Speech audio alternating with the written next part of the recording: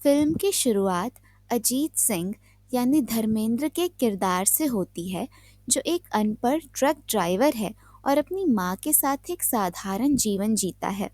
उसकी माँ मरने वाली होती है, तो उसे एक बड़ा राज बताती है कि वह उसकी असली माँ नहीं और वो उनका गोद लिया बेटा है। उसके असली पिता एक ईमानदार पुलिस अधिकारी थे, जिन्हें कुख्यात डाकू भारत ठाकुर ने मार डाला था। भारत ठाकुर ने अजीत के पूरे परिवार को खत्म कर दिया था और अजीत अकेला बचा था। यह सुनकर अजीत बहुत शोकित हो जाता है और बदला लेने की कसम खाता है। उसकी जिंदगी का लक्ष्य अब भारत ठाकुर से बदला लेना बन जाता है। अजीत बदला लेने के लिए दीनापुर की ओर यात्रा करता है, जहां भारत ठाकुर छिपा हुआ है। रास्ते में उसे एक घायल पुलिस अधिकारी इंस्पेक्टर डिसूजा, जो डाकुओं से लड़ते हुए बुरी तरह जख्मी हो चुके हैं, मिलते हैं। डिसूजा अपने साथ भारी मात्रा में हथियार लेकर जा रहा था, जिसमें मशीन गन और ग्रेनेड शामिल थे। डिसूजा अपनी जान की कीमत पर इन हथियारों को अजीत के हवाले कर देता है और इसके बाद दम तोड़ देता है।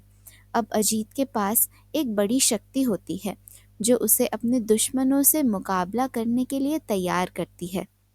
अजीत इन हथियारों का इस्तेमाल करते हुए खुद को पुलिस अधिकारी के रूप में प्रस्तुत करता है और दीनापुर में एक पुलिस स्टेशन स्थापित करता है। गांव वाले उसकी मदद करते हैं और धीरे धीरे वह अपनी ताकत से इलाके में कानून और व्यवस्था कायम करने लगता है। अजीत का नेतृत्व और उसकी मेहनत गांव वालों का समर्थन हासिल करती है और वह भारत ठाकुर के खिलाफ एक मजबूत मोर्चा खड़ा करता है। अब अजीत अपने इस नए रूप को एक पुलिस अफसर के रूप में काम करता है, जबकि असल में वह एक आम आदमी है। अजीत की प्रेमिका राधा है, जो एक साहसी और सुंदर लड़की है। वह भारत ठाकुर की भतीजी है, लेकिन भारत के हिंसक तरीकों से नफरत करती है। राधा अजीत के खिलाफ कोई भी नफरत नहीं रखती, बल्कि उसे समर्थन देती है।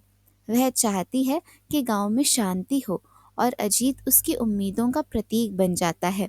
अजीत और राधा का प्रेम धीरे धीरे बढ़ता है और राधा उसे हर कदम पर सहयोग देती है, जिससे उनका रिश्ता और मजबूत होता है।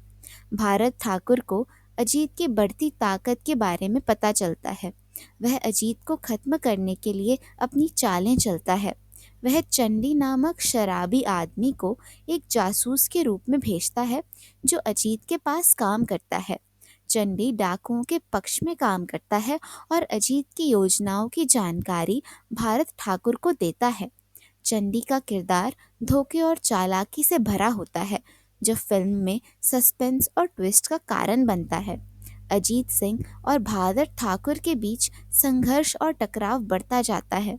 अजीत अपनी ईमानदारी और ताकत से भारत ठाकुर को चुनौती देता है। वह जानता है कि अगर उसे अपनी प्रतिज्ञा को पूरा करना है, तो उसे भारत ठाकुर को हराना होगा। फिल्म का यह हिस्सा रोमांच और एक्शन से भरपूर होता है, जहां अजीत सिंह अपनी ताकत से धीरे धीरे भारत ठाकुर के साम्राज्य को कमजोर करता है। फिल्म का क्लाइमैक्स अजीत और भारत ठाकुर के बीच के अंतिम मुकाबले पर आधारित है। अजीत अब अपने हथियारों और गांव वालों के साथ भारत ठाकुर के खिलाफ पूरी ताकत से लड़ाई लड़ता है। कई खतरनाक एक्शन सीन होते हैं, जिसमें अजीत और भारत के बीच जमकर गोलीबारी और लड़ाई होती है।